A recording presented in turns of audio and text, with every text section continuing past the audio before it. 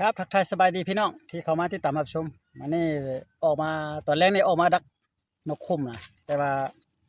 ปลาก็แห้งแล้งอยู่ ปลาก็แห้งแล้งร้อนก็ร้อนว่านกคุ้มจะมีดอกนี่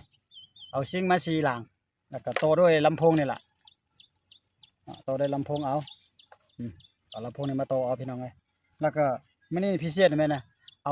านกคุ้มบ่จันได้ในนกคุ้มนี่เบิ่งแม่กำมาเลยอันนี้นกคุ้มเด้เนาะเงาจุกอยู่ นกคุ้มเมาจันน่ะอันนี้เอามาแต่เฮือนน่ะเพราะจันอันน่ะเลี้ยงไว้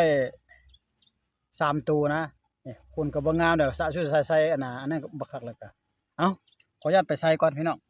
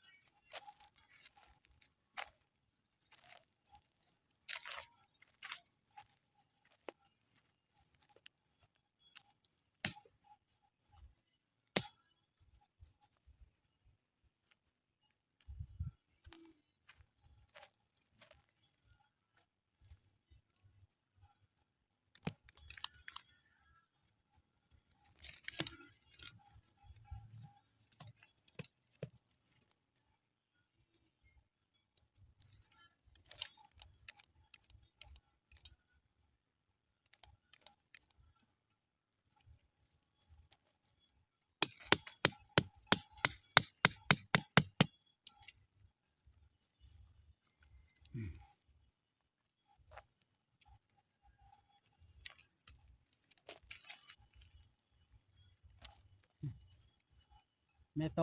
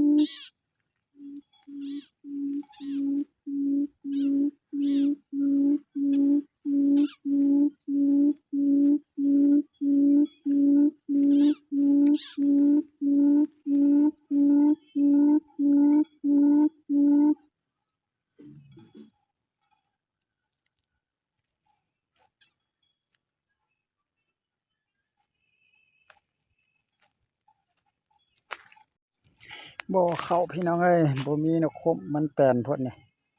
มีแต่แม่โตเขาดิ้นเดียวๆอยู่ แม่โตเขานั่นเออ